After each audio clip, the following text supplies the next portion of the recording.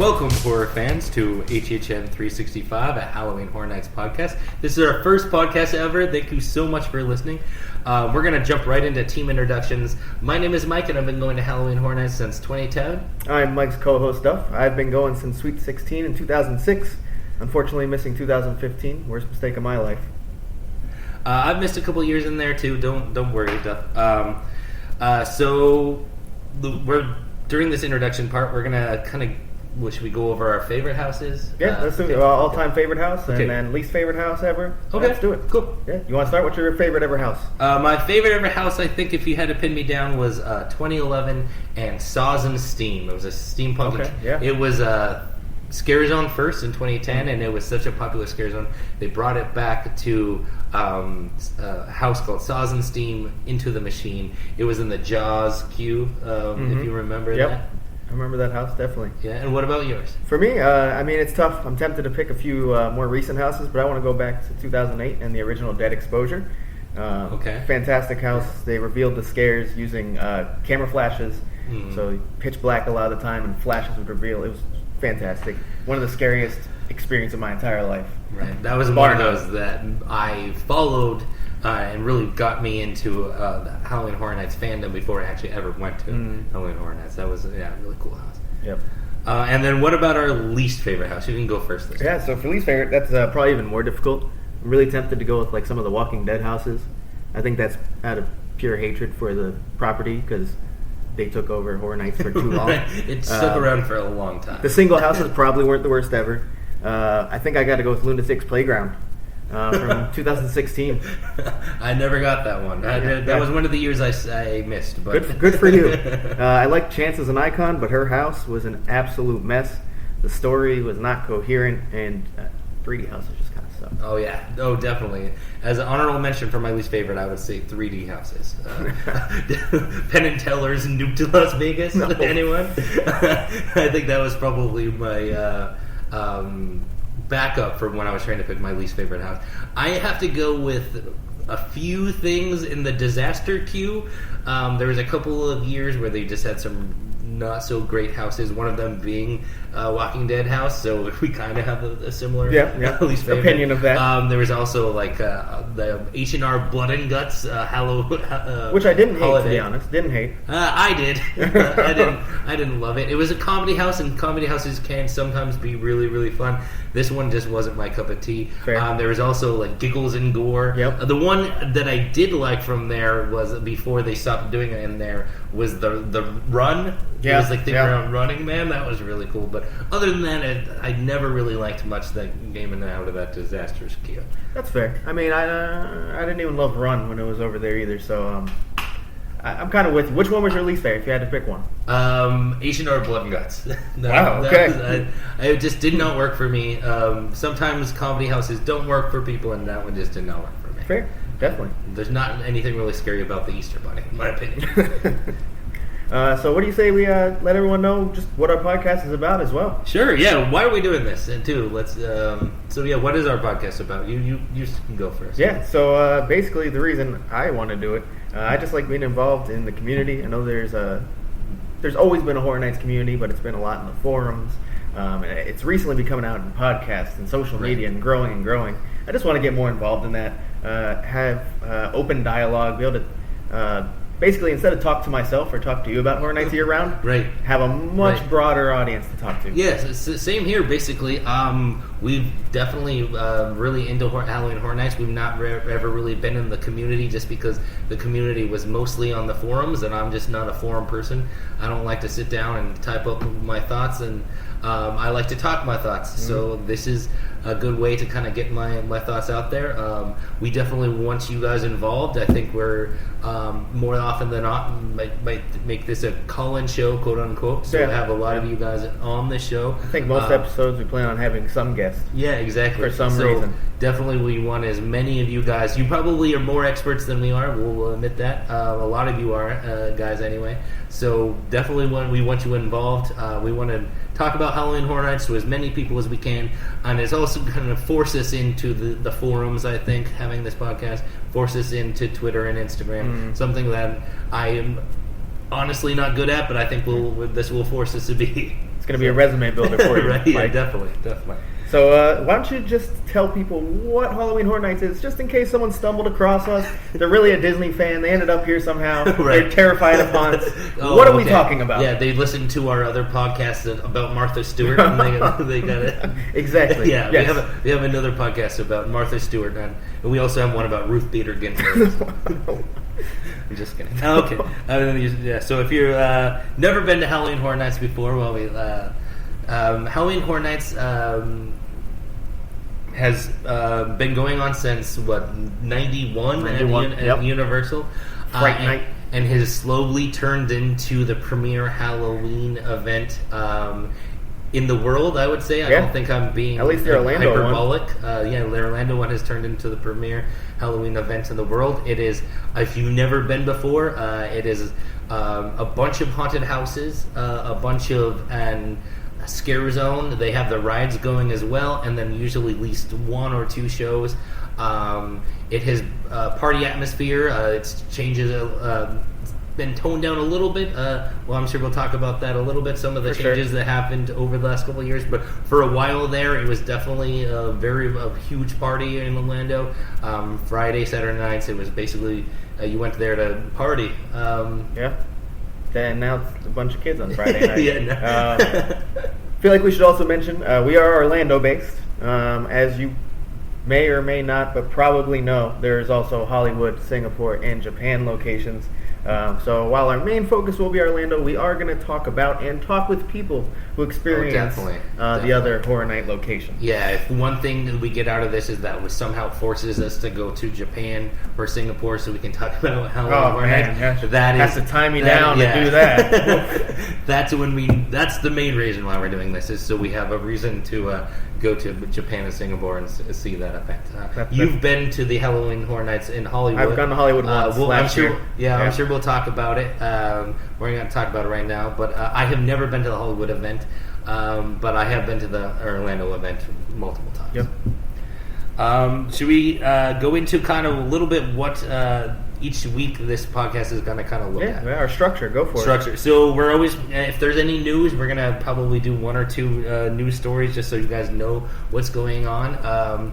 Then we're probably going to do a short segment about something in the past. We really like to talk about the past, and we like to research about it too for things we may not have experienced. So we're going to do a short little segment about the history, maybe pick a featured year, and then pick a featured house from that year, a scare zone, or a show, some element, an element of that year that really kind of talk a little bit deeper about.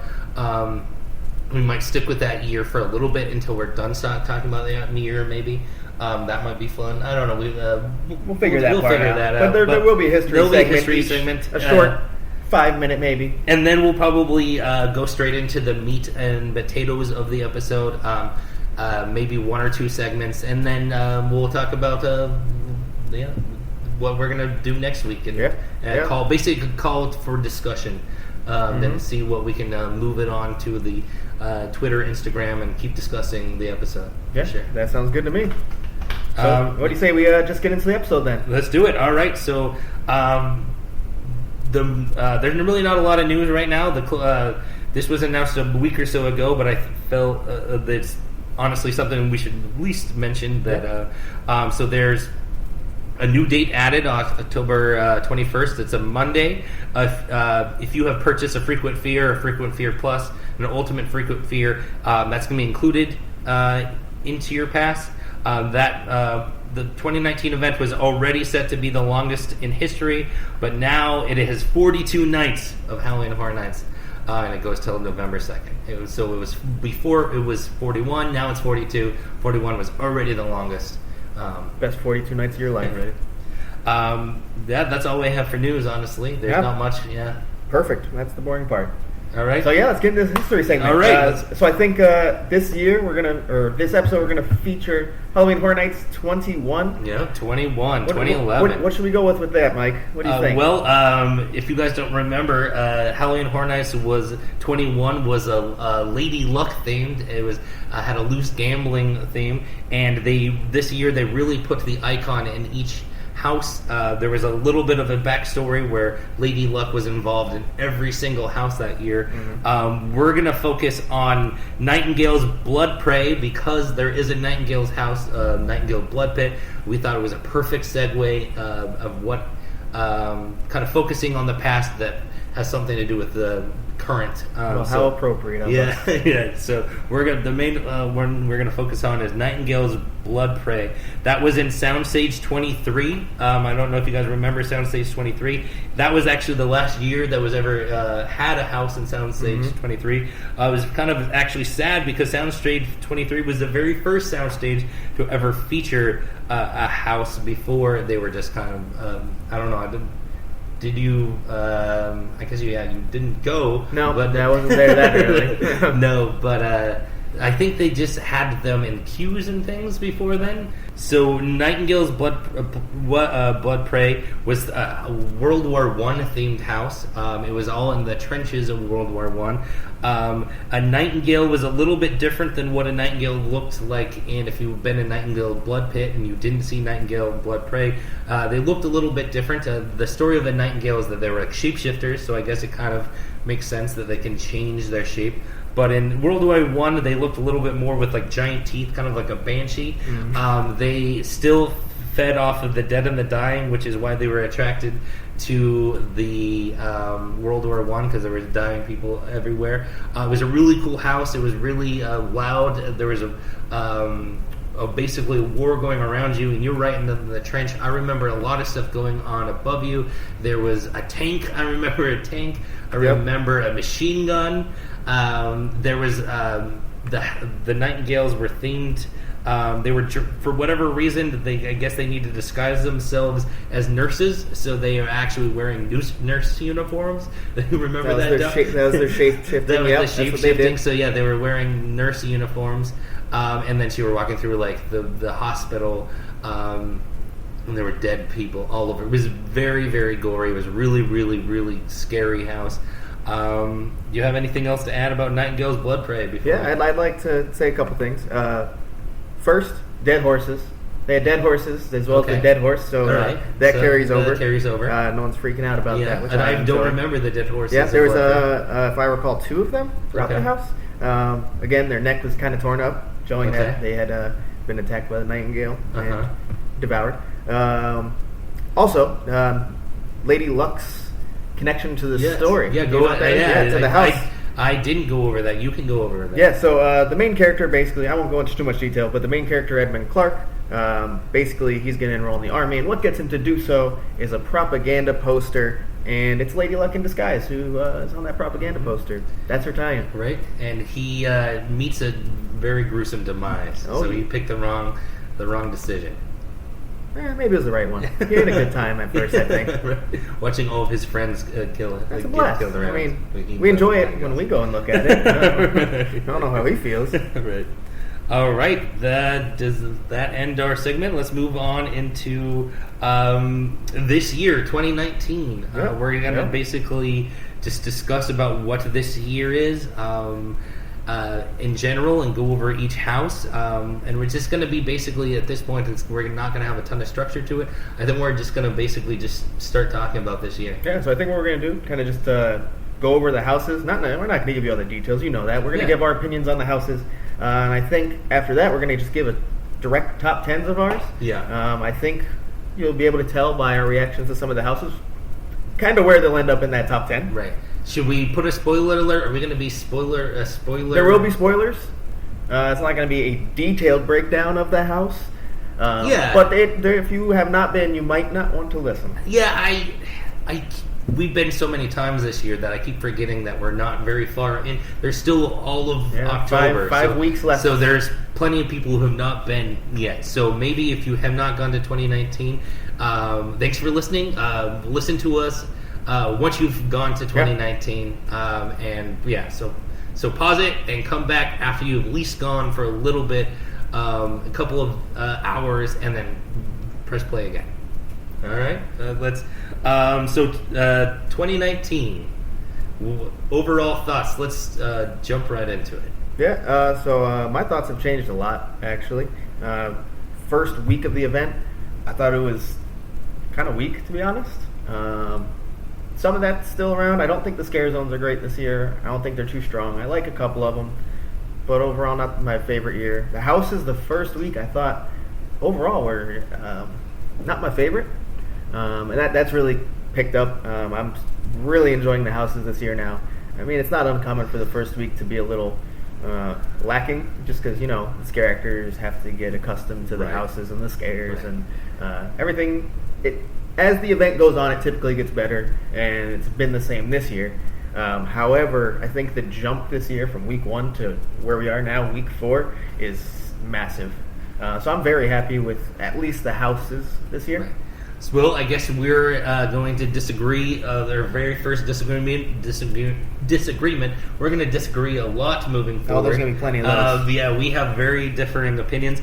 I think this year has been, again, I haven't been for the last couple of years, so I have, it's been a while, so maybe it's just like, I get to go again, so I'm so excited because I'm going again, and I get to experience again. But I think this year is so fun. I think the scare zones are really, really awesome compared to what they were back when I was. So I think the last event I got to go before the little break was 2015. The scare zones have totally changed. They're all very interactive. There's a few in there that weren't my favorite, but overall, I love the scare zones. The houses, I can't remember a year. First of all, we have 10 houses. So there's so many good ones. There's none of them that I really don't like. They're all good. The theme, I'm a sucker for the synthwave 80s theme.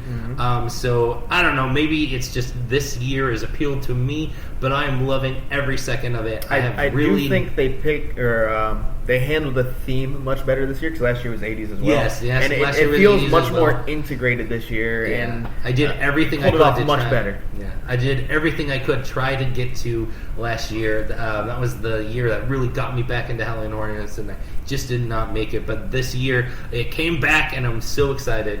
And I've been about 4 times so far. So they got a couple shows this year too.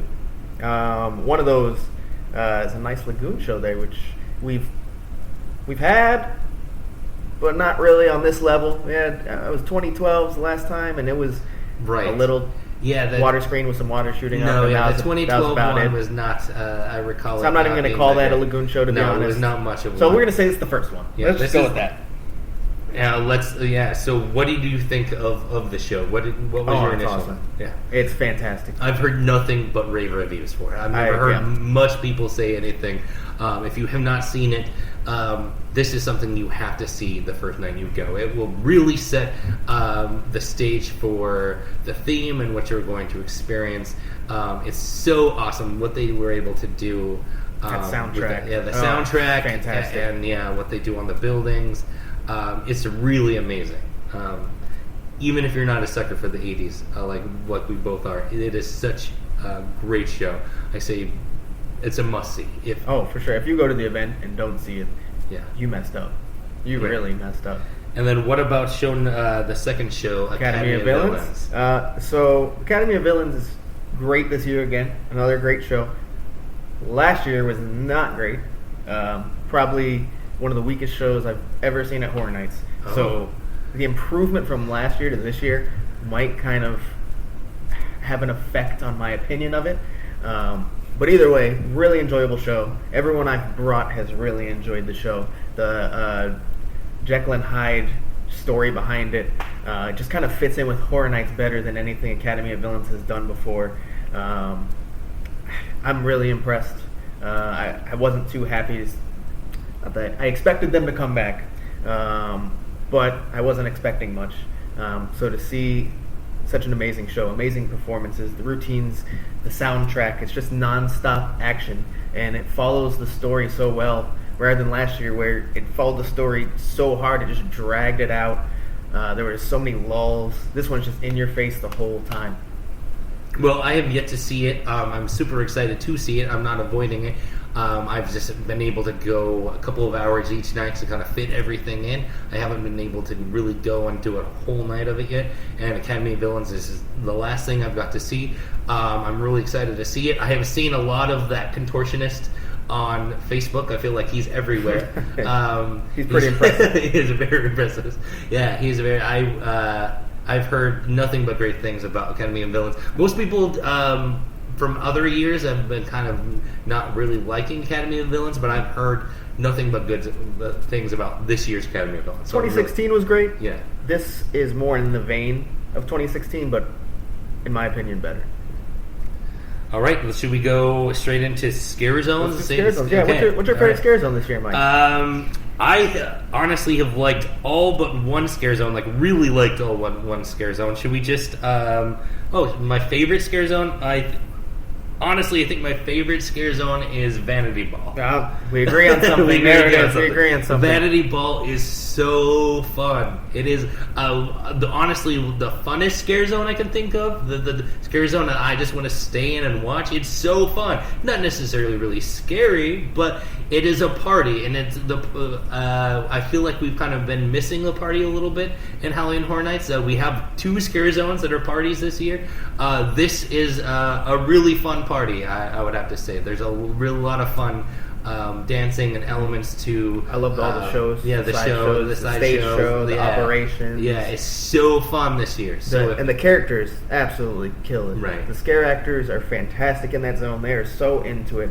You can tell that they really love their roles there. Yes, everyone seems to be having so much fun, and you can't not have fun in Vanity Ball, honestly. No. I just always want to spend at least a couple of minutes in Vanity Ball just watching the shows. It's like Killer Clowns was for me last year. They didn't share a lot of similarities outside of the fact that they were just fun, not too scary, but you just want to sit there, take it in, interact with the characters. And yeah, I mean, it's not only is it number one, it's number one by far for me this year. Yeah, definitely. I think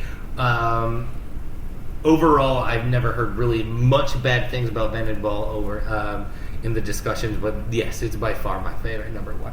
Do we want to just kind of keep moving around? Yeah, let's just go around. Let's go. So the next one would be Vikings Undead. Mm-hmm. What did you think about Vikings Undead, Duff? I like it. I think it has some nice details. I think it's the way it follows the history of Vikings is really impressive. The accuracy, I appreciate stuff like that. The scares aren't there that much.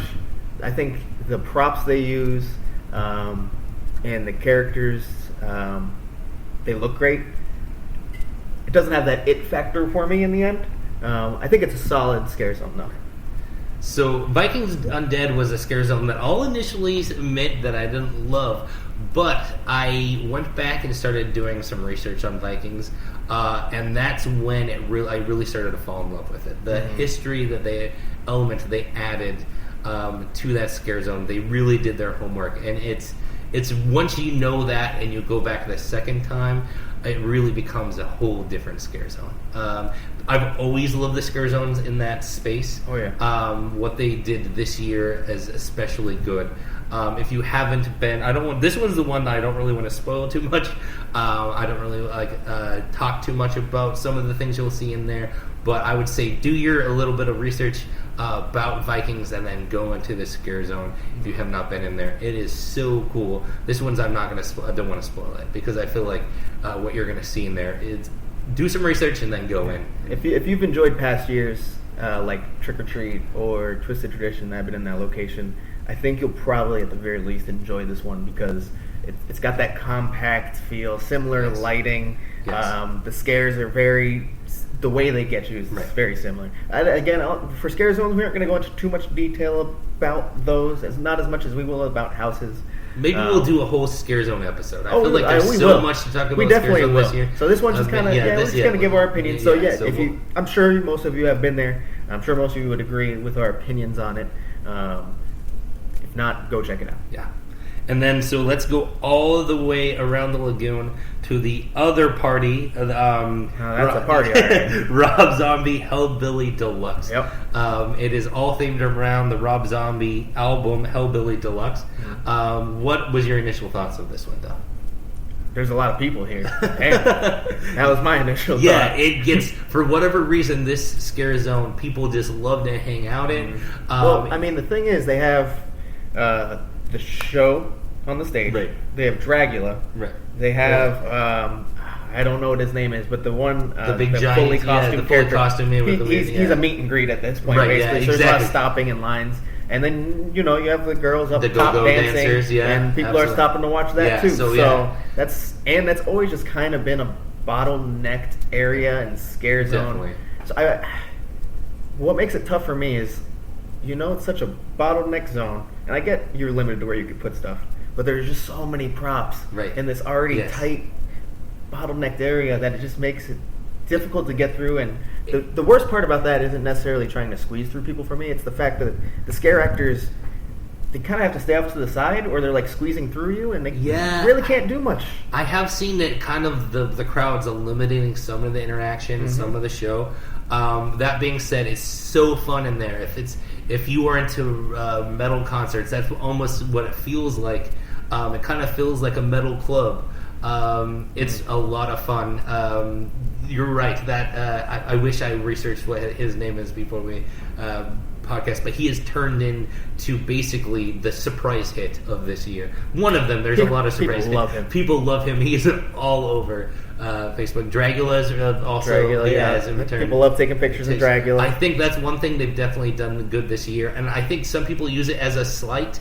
As like it's very Instagram friendly this year. I don't think it's a slight. I don't think. I think there's nothing wrong with putting photo ops and getting people excited about your event, because just based, my wife would never going to Halloween Horror Nights, but just based on what she's seeing on Instagram, she is toying with the idea of going to Halloween Horror Nights, someplace she would never go, and so that means they are doing something right with these Instagram spots. I'd say, first of all, at least 80% of the guests there are into Instagram. I want to show everything they're doing in their life and take pictures at the cool events, right? So isn't the point to entertain your guests? And they love that. That's the stuff they love. Whether it's something that you personally don't enjoy, I rarely will stop and take a picture with anyone. Right. I never take pictures That's of not myself. what I do. However, I understand that most people do, and also the marketing's fantastic, as you were saying. It's definitely bringing people in to Halloween Horror Nights that would not normally go to this event. For sure. It's working. Whatever they were trying to do with those picture spots, it is working. And there's other picture spots throughout we'll get to. Speaking of picture spots, our next scare zone has one of those.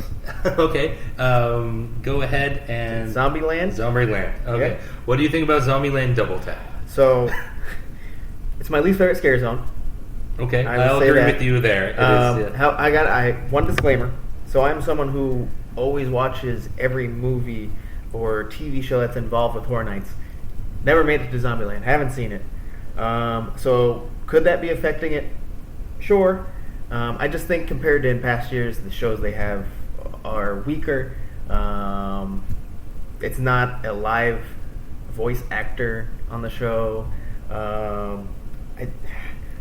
I think, again, it comes down to that it factor where there's nothing outside of what I just said too particular that I can nitpick. Because it has that... it could be that it's very similar to a lot of zombie scare zones they've had. I'm just tired of zombie scare zones. Definitely. So I have seen Zombieland, and I actually remember really liking Zombieland. It's not something that I rewatched before I went, but I don't think that would honestly change my opinions on it. I think Zombieland, I don't know, can't put my finger on why it's not. Maybe it's just like zombies where we were just shoved down our throat for so long with all the popularity of Walking Dead and how long it stayed at Halloween Horror Nights.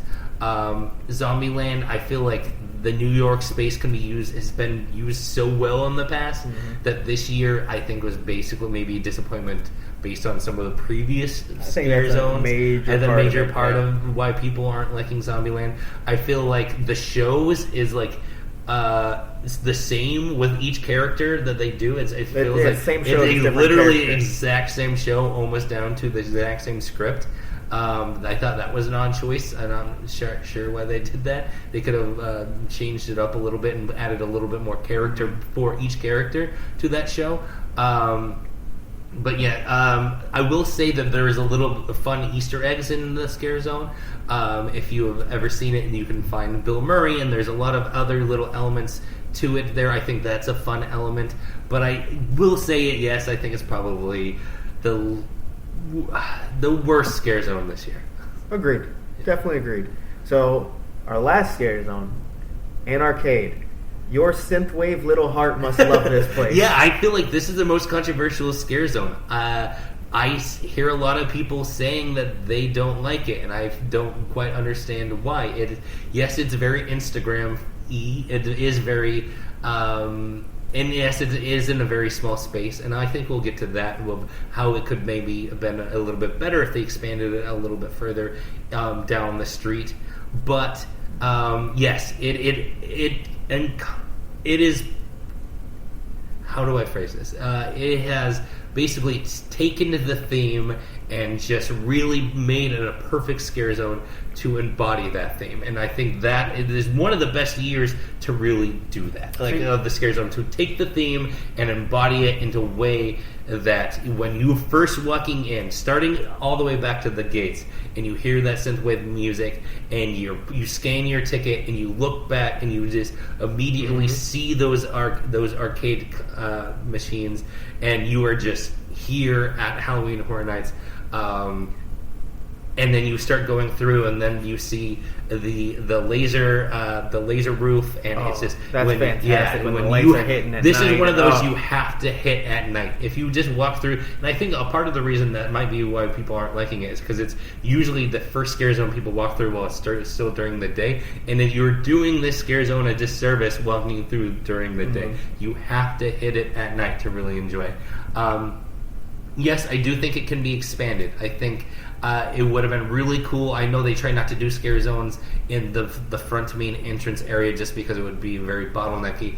But I feel like they should have maybe expanded. There's a lot more that could have been done, but what they did do was amazing, in my opinion, with the arcade elements and I don't even know what they call them, the Lady Gaga girls on the stilts. It was really, really cool. Yeah, I mean, I really like the aesthetic of it. Overall, as a Scare Zone, don't love it. However, if you're looking at how it's being used, if just kind of like you said, to embody the entire event into one Scare Zone. If you look at past years, like Altars of Horror, where they just basically will put, here is every property we have. Right. This is much better use of it. No, yeah, this is a much better use of it. And while I don't love it, I will happily take this over the alternative. Right. I mean, if we're going back to the older times where we had the shows up there with the icons, I prefer that. Yeah. But if they don't plan on doing that, I will take this over the past several years. Incarnations. Yes. All right. Well, that's all the Scare Zones. Let's jump right into the houses. Let's start kind of, if you were reading a map, you were just handed the map. Let's start with house number 8, Ghostbusters. Duff, what did you think of Ghostbusters? I don't think we necessarily need to explain what Ghostbusters is. I feel like most people know what Ghostbusters is. Let's just talk right about how we feel about it. Absolutely. So this was one of those houses that my first run through and my first couple run throughs throughout the first couple weeks for this one, honestly, for me, just it didn't resonate. I changed my top 10 every single week. It updates all the time. And that was consistently near the bottom. I think it hit as low as 8 or 9. I think it hit 9. I mean, I like Ghostbusters. I'm not a big fan. I think it's an enjoyable movie, but I'm not someone who saw the announcement and started nerding out. It's just not my favorite property in the world. The detail in there is fantastic. The sets are great. Slimer looks great. The effects, I think, are solid. I think they could have been done a bit better. I think Stay Puft, where he explodes.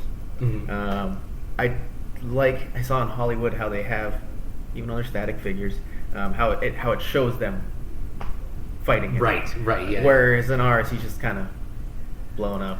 Yeah, I could agree with you. But overall, I think, I don't know if it's the scare actors have kind of started to feel it out better, but I feel like I'm getting more scares in there now.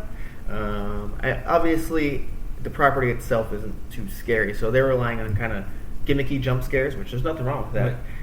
So I think when you take how immersive the house is to the property and add in, honestly, the surprisingly good scares for what it is, it's pretty solid. So this was my most anticipated house, probably for a long time. I am a Ghostbusters nerd for sure. That is kind of my era. I love Ghostbusters. I try to rewatch it every couple of years.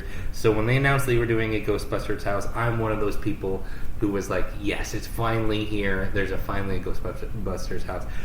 Did it live up to my expectations? I would say for the most part, yes. Yes, it's not a scary house, but I don't feel like every house has to be. I don't think I should, especially a house that's based on an IP, isn't necessarily going to be super scary all the time. Those houses, in my opinion, are going to be a little bit more about telling the story than definitely just being a house with a lot of pure scares. Yeah. I think they did a really good this way. Some of the actors in this house is amazing. I feel like this house really utilizes the actors well.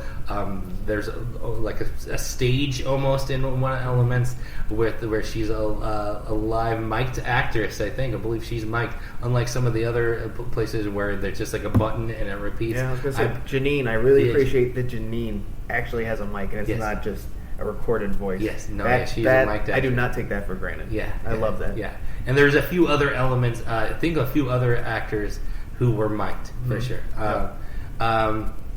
It was amazing. I loved it. It will definitely, you will see when we get to our top 10s where I put it, but I think it was you can definitely already guess the region. Yeah, it was appealing to me.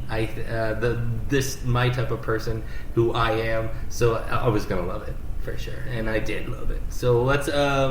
I think we're running long already, so let's get it moving. Let's keep moving. So the next house, Yeti. How do you feel about Yeti, Mike? So Yeti, I didn't have a lot of expectation, and I feel like for the most part, Yeti, the set design at least, blew me away. Mm-hmm. I didn't necessarily think Yetis are very scary, and I wasn't scared necessarily while I was going through it. I just don't know if it's just a very scary thing to some people, and it wasn't scary to me. So, but that being said, it was so fun to walk through, and I think that's the most important part. That's why I go. I know a lot of people go to get scared. I go to have fun. It was really, really cool what they did in there. They utilized, basically, you feel like you are in Canada when you're walking. It's cold. It is cold. It is cold. And the icicles are really cool the way they did that. Get dripped with some water going through the cavern. Yes. The way they do those walls with the what's the word I'm looking for? The wool, basically like the animal sheets. Oh, the animal skins. Animal skins, yes, absolutely. That was a really cool way to put up barriers. I just loved it. I really like this one too. I kind of want to add on to your point about how it wasn't too scary, and I think it's because the Yetis are kind of goofy looking, and they're like looking up a little bit. Yeah, just naturally. We're gonna get to that one. There's another house that does that too. But I gotta say, I do love the house. Everything Mike said is pretty much how I feel about the house. The Yeti design, I don't love. Some of those Yetis are massive and imposing, though. Yes. Especially in the forest scene. They are over the top of you, and I think that's where you can get some good scares. Yes, it can happen, for sure. Yeah, a lot of it does happen above you. So, yeah, I would say definitely if you've never been in this house, look up. You're going to miss it if you're looking down. There's a lot of stuff that happens above you, and those are my favorite houses, but a lot of stuff happens above you. And I love the early, I guess the second or third scene, the cabin, where you go in and the Yeti's ripping the guy apart on the table. There's so many potential scares in there. You got the door scare off to the right. Yeah, you got the Yeti himself who seems occupied ripping the hiker or settler, whatever he is, apart. And then the settler himself can jump out as well. There's just so many opportunities for pinball scares there, and I've seen it work very well. So I mean, I enjoy the house very much, and it's one of those houses that's growing on me more and more every week. All right, let's keep moving to another really highly anticipated house. This one, I think we're going to have a difference of opinion quite a bit on this one, and that is Jordan Peele's Us. What did you think? I'll let you take the reins on this one, and kind of discussing it, and I'll tell you my opinion. So I really enjoyed how it followed the movie. So you are literally just walking through the plot of the movie. And I love the movie. The movie's fantastic. So I obviously enjoy that aspect. A few things kind of knock it for me. We've talked about this before, how I just don't feel like it feels lived in. And I know it has to do with it being kind of a rushed house, but nothing feels filled in. Almost every set you're in, if you look you don't have to look straight up or anything, just look off to the side a little bit, and you're going to see the soundstage, the empty soundstage behind it. And I mean, that just kind of takes you out of it a bit. It's not that big of a deal when everything else makes up for it, but it's just one thing to knock it. Right. Another thing, and I don't know, I haven't confirmed with anyone if this is true, I haven't seen the Pluto scare in the house in a where's long time. Pluto been? I don't know. And that's the only Pluto in the house, correct? Yeah, he's only Pluto and in the I house. thought he was the best scare in the house. Yeah, there is Pluto kind of when you're looking at the tethered out kind of the window when you first go into the house. Yeah, there is a Pluto there with the family, but that's other than as far as the scare actor goes. Yeah. And I think that was the best scare of the house. And I wonder if it's kind of because he was at your feet, like he was right at your feet in a tight area. Yeah. Oh, so spoiler alert! If you have not been, well, we already gave the spoiler. Yeah. It's okay. This one, we already gave you a warning. Yeah. But he was right at your feet in a kind of tight area, and I feel like that's dangerous. Right. So maybe they did get rid of him. I don't know. But you're right though. He's not there anymore. That's a big detriment. We need to go the again house. and see. The past 3 times he has not been there. Not only did I not see him scared, but I've kind of, when you get around the corner, you could see through the curtain. Yeah. Not there. That was the best, definitely not there. The best scare of the house, and it is missing. So I will admit that if he is gone for good, that really does hurt the house. But let me get into my overall opinions of it. I think it's for an IP. It is a really, really. Honestly, it's one of the more scary houses. I think the scares in there are really great. If Pluto's gone, it kind of cuts it down a little bit, but the mood in this house is amazing. Especially, I would say this is one of those that if you like horror movies at all, please watch this movie before you go. I think is one of those I feel like you probably need to see the movie to really enjoy this house. I do agree that it does feel a little short and it does feel a little rushed. Didn't you say, Duff, that they got to this IP very late in the game? Yeah, so it was going to be a Tooth Fairy house, and basically late in the process, at a point where many of the houses were already almost done. Right. This was decided. So I mean, I'm not blaming them for feeling rushed. Right. I think overall the sets look good. I think it's just kind of they didn't cover it, if you know what I mean.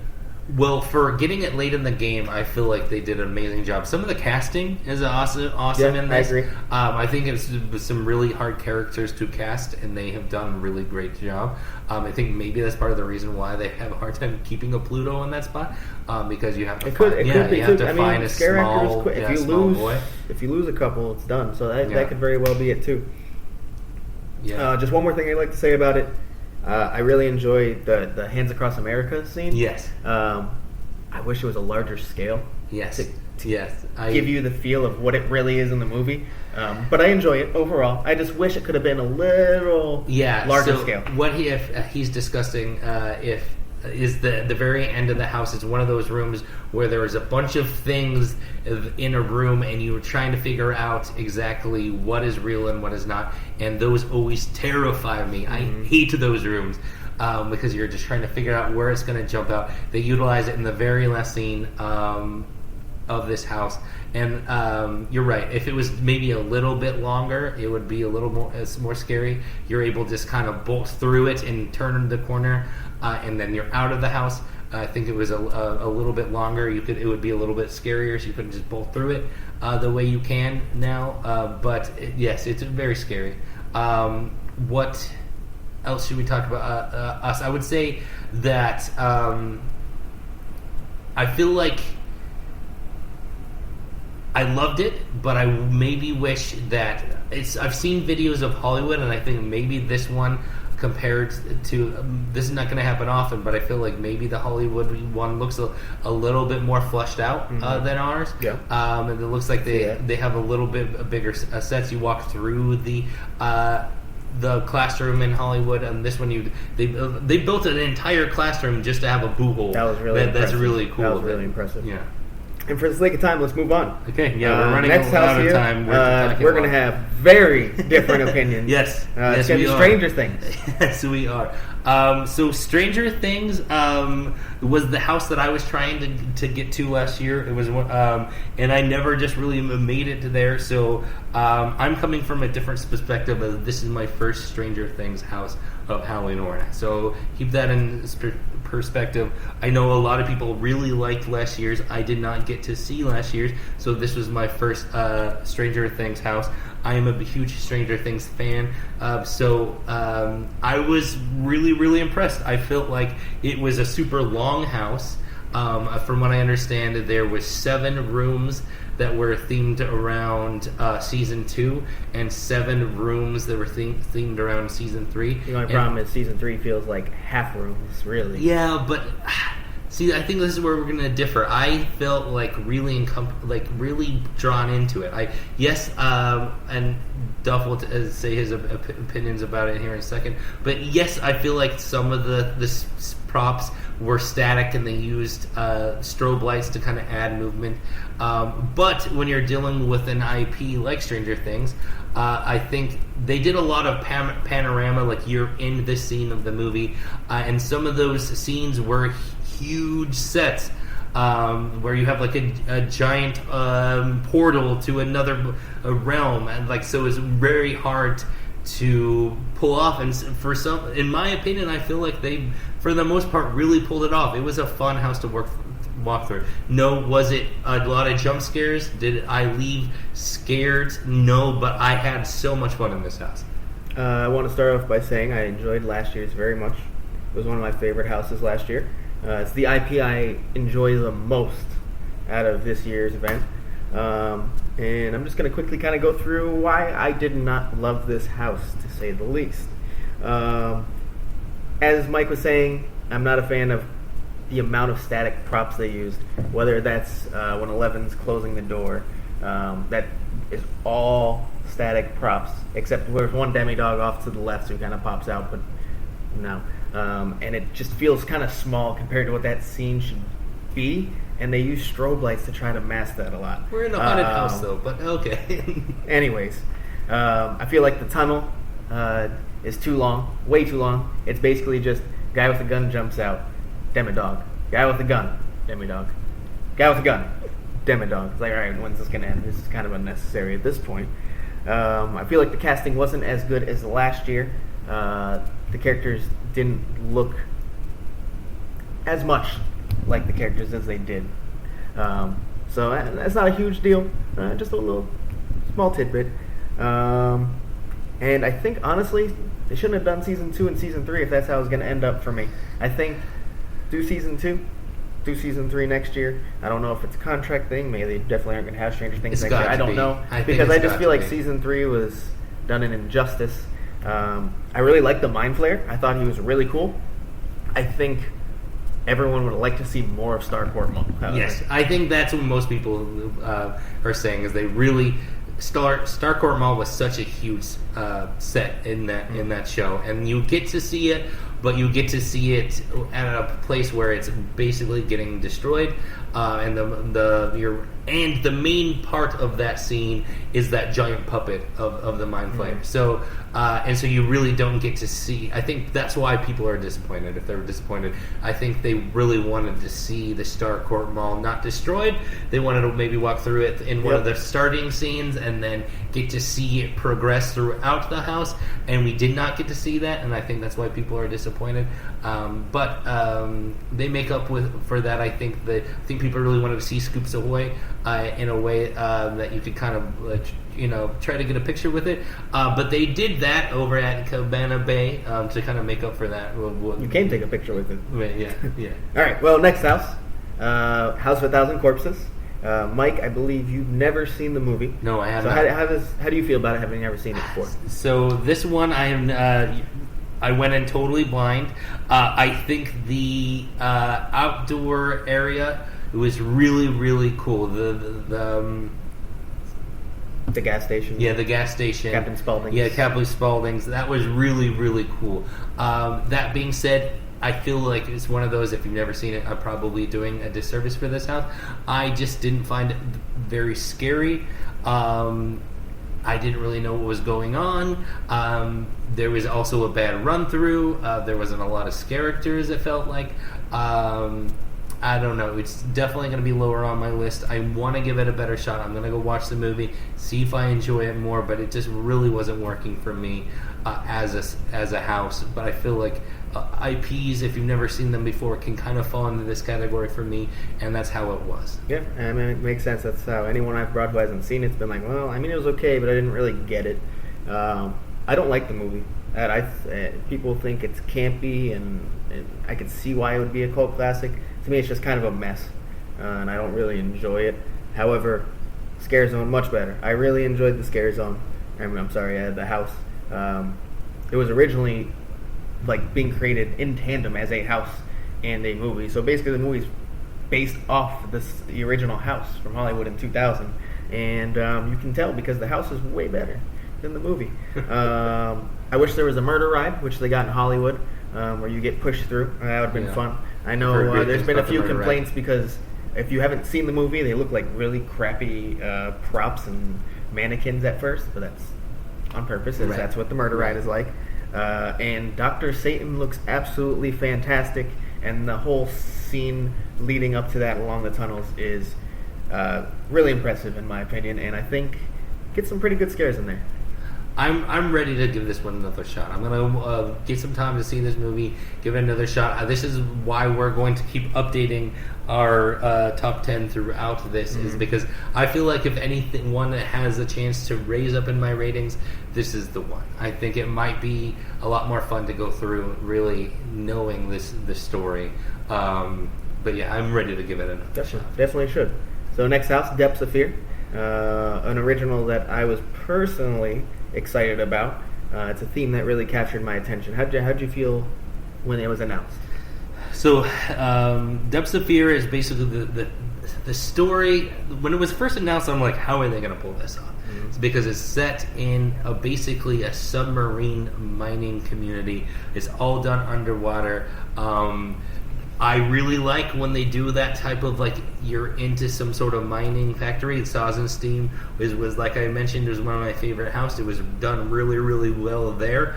And this place, I think it's done pretty good. I think it's definitely got the most scares out of me. There was a lot of. I feel like this one I really hit every jump scare.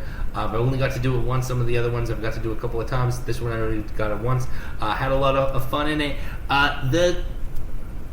There's a lot of controversy in this house for two reasons, I would say right now. Yep. The main reason I would say is that the villains are really not scary. The mouth brooders, as they're called, the giant fish. The giant sea monkeys.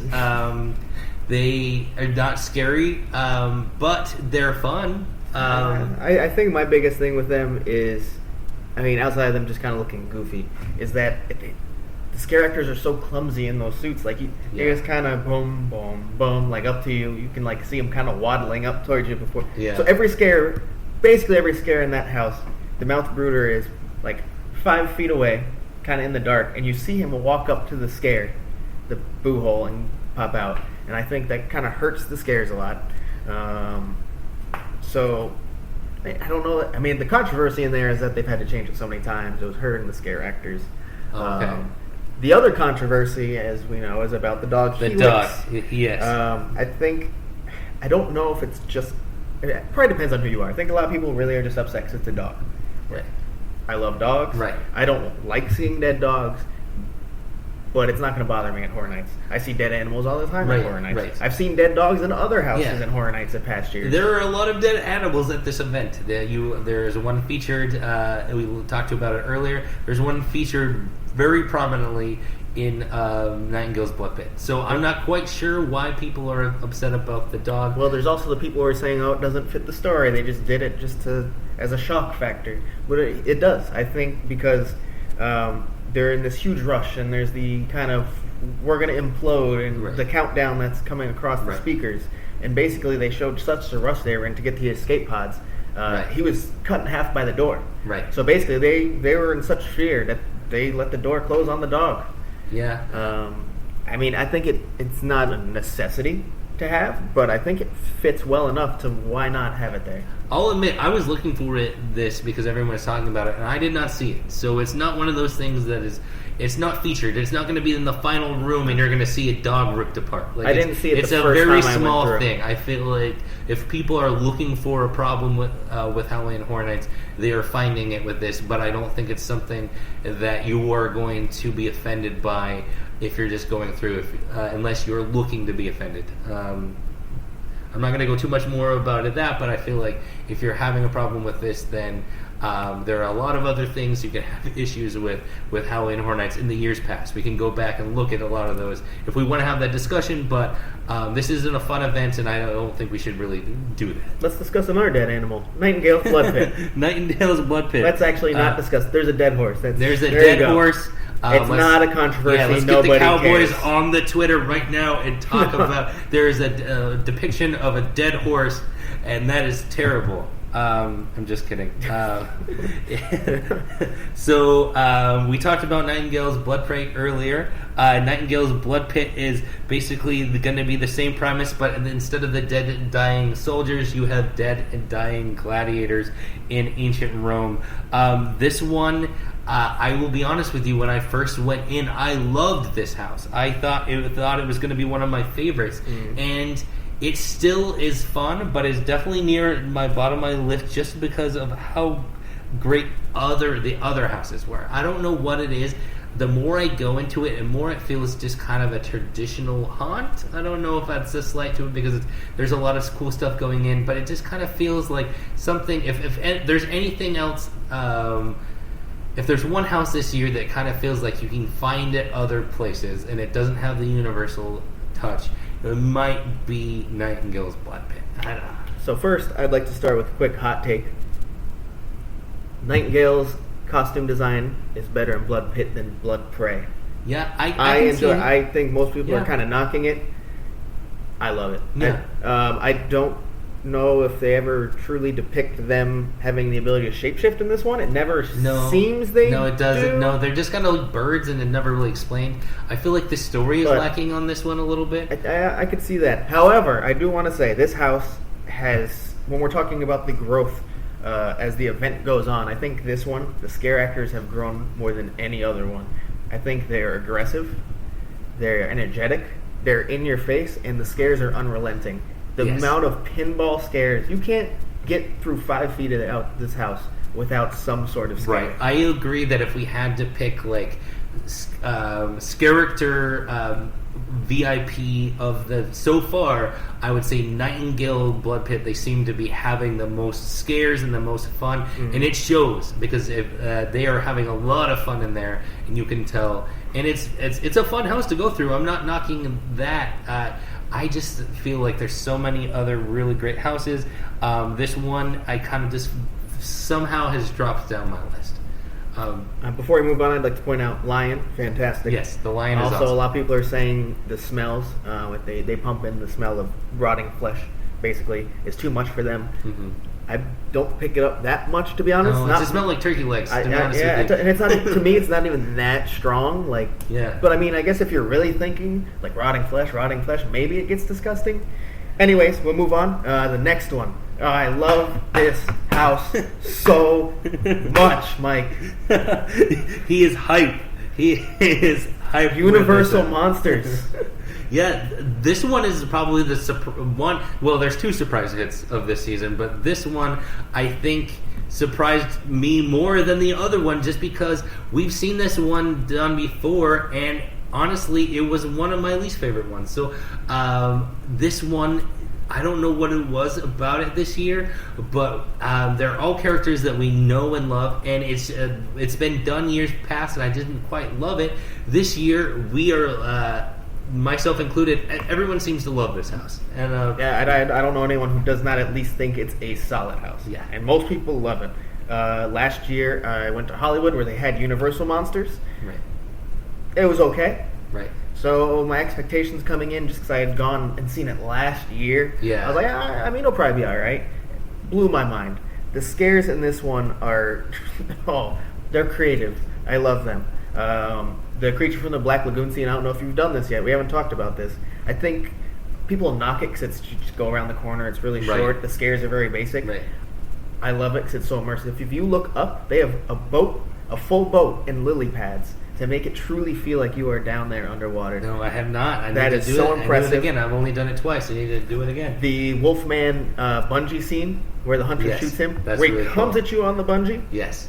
I've seen people fall to the ground already. Right. And then when he gets shot and blows back, Yeah. fantastic. Love Quasimodo it. flying. There's so many fun things about this. The whole Phantom of the Opera scene. With the That's so good. Yes. That is so good. And I wish I had a little more time to talk about it. 'Cause I We're love running it, late. but we don't want to go too long. We have gone long enough. And we're going to a house that I'm even more excited to talk about. Yes, this one is definitely the sleeper hit. So, Graveyard Games. Duff, I let you just go ham because I know how much you love this house. So when it was announced, it wasn't one of those ones that really caught my attention. You looked at it as like, oh, that's a pretty simple theme. Like they should be able to get a good house out of that easy. It's like it's an easy hit for them, right? You don't expect it to blow your mind. Oh my god. Right. This might be top 5 all time for me. Yes. It might be Yes. top 5 It is all good. time. It is good, guys. This is the best one in years, in my opinion. I think it's better than Scarecrow. Fight me, at me, whatever. It is better than Scarecrow. I just think the engagement of the story. Yes. The Facebook Messenger aspect's cool, and you can get Yes, so much that's detail. really That's cool. cool. Outside of that, the engagement with the actual characters, that you get to see their process throughout. And it's kind of so satisfying to watch them die. Yes. Watch the mom on the screen beg you for help. Oh my god, so good. 2 scenes. Since we're running low on time, just 2 scenes I want to talk about. My favorite scene of this year, of many years in any house, when you're walking through and you got all the lit candles down the hall, and they get blown out in succession, Yes. That was ending really with a cool fantastic scare. Oh my god. Yes. That is the first time in so long I've gone into a scene. Because the first time I went through this house, I caught it perfect timing. That I've been in a scene and been like, oh, fuck. I am scared. Like, that just doesn't happen a lot anymore. Right. Because I go so often. But it happened, and I was like, oh, this is great. The other one is the simple pitch black scene where you hear the kids whispering, trying to get you to come over. And that's because there's nothing. The build-up leads to almost nothing. When you turn the corner, there's a decent scare. It's nothing crazy. But that whole scene, people are just waiting. I've brought people, and they were walking through like, oh hell, nope, Yeah. nope, That's where it gets absolutely you. not. That's it's where it all gets you, psychological. And it's funny. A couple weeks ago, walking in, as someone takes us, I was probably 5 people behind them. They take a step in and step right back out, and they stand there for a good, no exaggeration, 25, 30 seconds. I don't know what the attendant was doing. They were kind of standing there watching it for a little too long. But they went over to him, and it seemed like they were trying to take him out, but eventually, like, their group just pushed them in. Right. They went in, heard it, saw the black, and said, nope, absolutely not. This is not happening. And I think it's the build up to there and how long that house is, and the build up to that room. That this house is so fun, and it's really scary. Probably the scariest house of this season. I agree. Yeah, I think it's the scariest house of the year. Yeah. Scariest house we've had in years. Yeah, definitely. We're going to talk more about this house. I think this one is going to live on for a long time in the fans' minds, and we're going to talk I'm sure we're going to end up talking about it more. I wish we had more time to talk about it. I think when the top 10 comes up, I'll still talk a little more. But anyways, Right. let's carry on for now. All right. And then last, and maybe least, Depending who you are. Depending on who you are, Killer Clowns from Outer Space. So I thought I was gonna have this one was gonna be really fun, and there were elements that were fun in it. I don't know if I've just had bad run-throughs or what, but this one has just not really clicked for me for whatever reason. I think the sets are really great. I think the costumes are really awesome. I love the interactive element to it. I like the smells they pipe in. I like how close they stick to the movie. They're all, but for some reason, maybe it's just I'm just not a big fan of like clown houses. I've never really liked it, but just something just doesn't click with me on this one. What about you? See, Killer Clowns from Outer Space is one of those campy horror movies that I absolutely love. I think it's great. I could watch it every week and be satisfied. The house, I think it's really fun. And like last year's The Scare Zone, it was my favorite Scare Zone of the year. I think it has that fun factor that a lot of houses don't have, even the ones that are trying to be more like the fun house. I think it starts off really strong. The knock my block off scene, I think the set looks great. The characters look great. There's a couple decent scares around the corner there. However, I think it starts to slow down throughout, like right after that, really, all the way through the cotton candy tunnels. Just kind of slow. I do like having the interactive buttons, being able to spray people and air blows. I think Clownzilla looks really cool. Clownzilla's awesome. I do like him a lot. However, as I said, outside of him, after the first scene or two, it kind of just walking through like, oh, this is fun. I enjoy these characters. It smells good. And that's about it. Yeah, it was missing a lot of jump scares for me. I don't know if that was by design or just we missed them, but there was not a lot of jump scares on this one. I think they do the scene at the end where guess who's mannequin, guess who's real. But the thing is, it's very open, so you're gonna see it happen to someone else before you get there. So you already know who it is. That happened a lot in this one for me too, where I saw the scares, I know they were there, but they happened in front of me, and that's just bad time, and that will happen a lot. But so let's we've gone through all the houses. Now let's go quickly to our top 10, and so you just kind of lay it out. Should we start? How would we start? 10. Start at 10. Start at 10. You want to start this off? Yes. So my number 10 is House of a Thousand Corpses. That one just didn't do it for me. I think I would love to give it another shot. It just wasn't scary. It wasn't fun. It just wasn't quite hitting it for me. What about you, Doug? That's fair. This is where we already differ very, very much. My least favorite house from week one, and it's going to be through the end, is Stranger Things. I don't think it's a good house at all, to be honest. It's the only house this year that I can say, like, I really just don't like it that much. I'll go through it and be like, yeah, okay. But I don't. We're going to differ a lot. But then again, I'm coming from the perspective of this is my first time seeing it. Yeah, that's fair. Like, I loved last year's. I love the IP. Just don't like the house. All right. Number 9 for me is, I kind of alluded to it, that this could have been, and it might raise up, it could have been one of my top ones, but then everything else was so great above it. Nightingale's Blood Pit. Wow, number 9. Really? Okay. Yeah, number 9. Yeah, so I'm going to give it another shot. I think it'll probably fall somewhere else.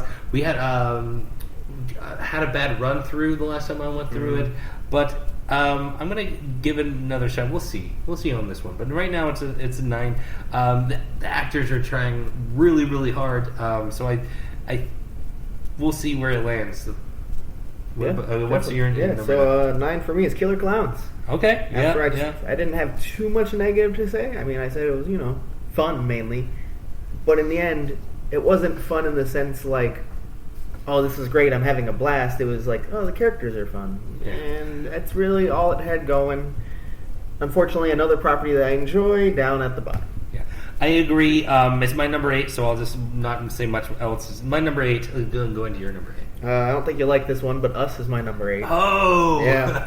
I loved Us. I know. Again, didn't hate it. I feel there were a few things that mainly were affected by Rush, made by losing scare actors. Overall, I liked the house, but other houses were better. All right. Number 7 for me is Depth of Fear. I don't know. I think there was a lot of fun elements for it. There's just so many other better houses.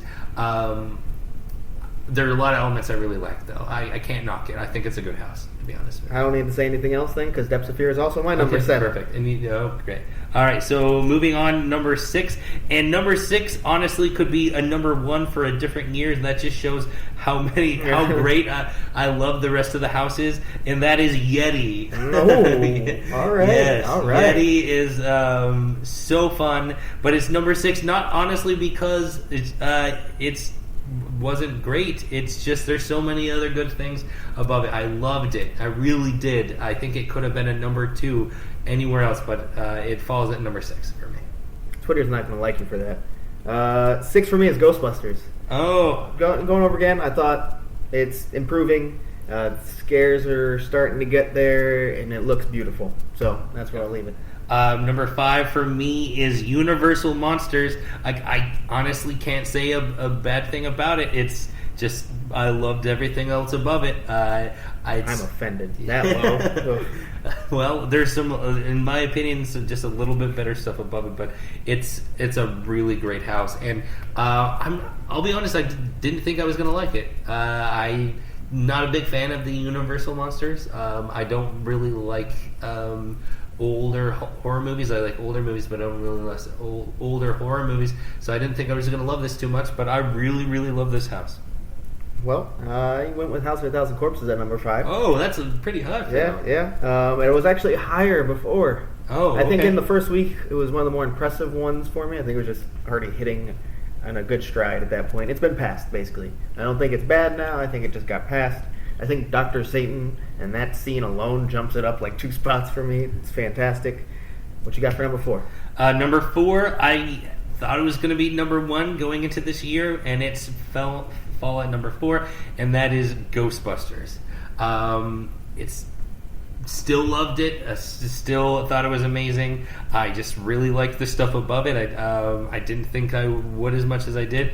But yeah, Ghostbusters is so fun to walk through. It's not scary. More than right now, it's not scary. But if you love Ghostbusters, you're going to love this house. I love Ghostbusters. I love this house. Number 4, I had Nightingales.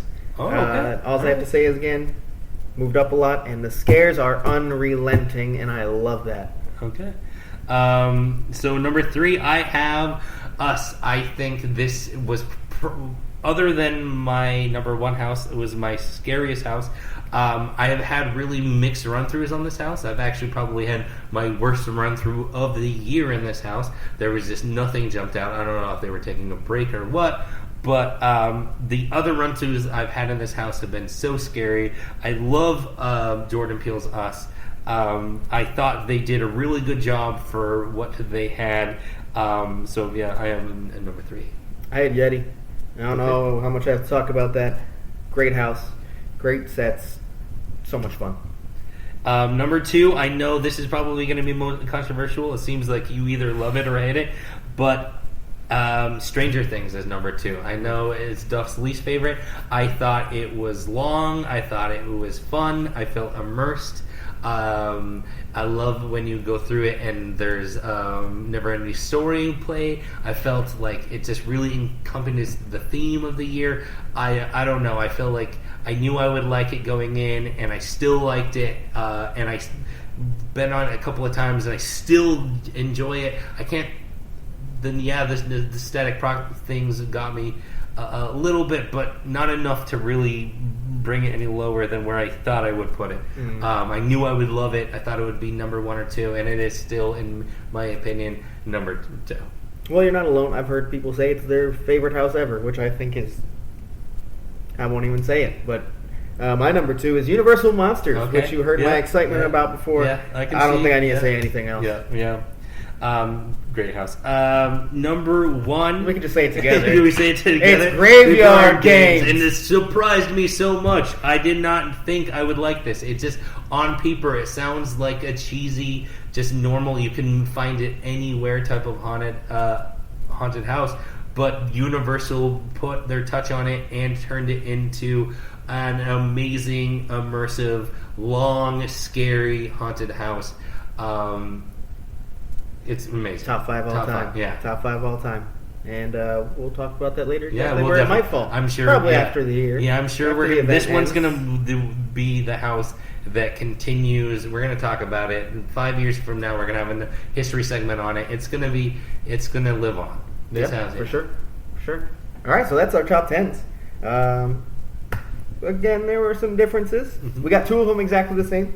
Near the top, outside of Stranger Things, were kind of similar. I mean, overall, I really enjoy the event. Yeah. Like I said, It's I great to started see. out houses, I was like, and now I think it's one of the strongest events we've had in a while. Yeah. Probably since 2015, which I didn't go to, which is unfortunate. Bad year to miss. Bad year to miss. All right. So, thanks so much for listening. Let's talk about next week a little bit. I think next week we're going to try to be back. Next week, I think we're going to bring a newbie, someone that has never been to the event before, and we want to get to that perspective. I think that would be a fun perspective to get. So we're Never went before and just went. just when we brought him. He has gone now. He is gone now. So he is gone. He has experienced it. I think we're going to talk to him and what he thinks. We're probably maybe try to get him there maybe one more time. Yeah, to talk see what we about it. can do We'll see about what that. we can do. And then so he's had 2 good experiences about it. We're going to bring him on. And then beyond next week, what are we going to try to do? Yeah, so I mean, I think for the event, it's basically going to kind of be going over what we experience every week. We'll give Right. our updated top 10s, how the scare zones and houses and shows are improving or falling down. I think once we get past the event itself, Yes. outside of standard speculation, we're going to do some full episodes about detailed history about a specific event, maybe a specific house. Right.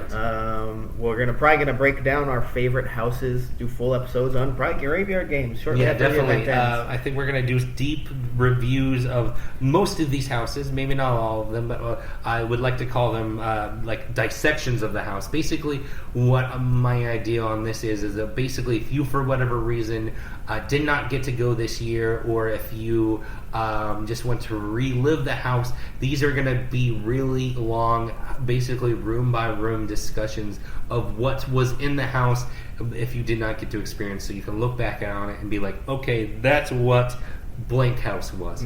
I think we're going to go in really deep detail, try to throw a lead. Let's try to do all 10. We'll have a long time to do it. Off season's a long one. Off season's a long one. Let's try to hit all 10. A lot of time to fill, and we're going to try our best to stay weekly. Yeah, we're going to year round. Weekly. We also, this is a call to you guys. We want as much interaction as possible. Please interact with on Twitter. Please interact with us on Instagram. We'll make a Facebook eventually. Interact with us as much. If you have want to be involved in the show in any way, I think we want to have, is like I said, a call-in element to it. We want to have as many voices, opinions as possible. Like Duff said, I think until the event is over, we're not going to do too much other than talk about this year's event. So we want unique perspectives. So expect weekly guests. Weekly guests at least left. until the event is over. So if you want to be one of those weekly guests, please reach out to us, especially if you're in the Orlando area. We can call into if you have ever been to Japan's event, we want to hear from you. If you've ever been to Singapore's event, we want to hear from you. So definitely, if you want to be involved in any way, reach out to us. This is going to be basically the show. We want to kind of make it a community forum. So if you've ever wanted to discuss something on a podcast about Halloween Horror Nights, let us know and we'll get you on. I promise you, we'll figure out a way you on this. And then really quick shout out I wanted to give, should have done it earlier, completely forgot. I'm not going to say any specific one, but every podcast, anyone involved in the Instagram and Twitter and communities, back to the forums. That's why we're doing this. Right, yeah. So thank you all who opened this up for us. Right. I'm not going to name any because I We're don't not want to miss trying to anyone. compete with any of you. We love we listen to most of it, if not all of it.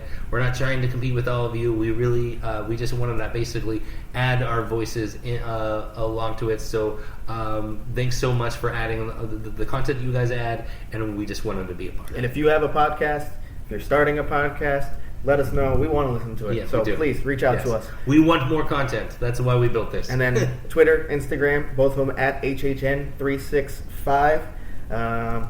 Thank you guys. If you made it this whole hour and 20 minutes with Oh, us here, geez. we went way longer than we we were wanted. trying to keep it under an hour, guys. trying to- yeah. Next time we'll try to keep it under an hour. Got a little too excited. Sorry about that. Again, thank you for listening. We really appreciate it, especially if you made it this far. I don't know how you did it. I barely made it. All right.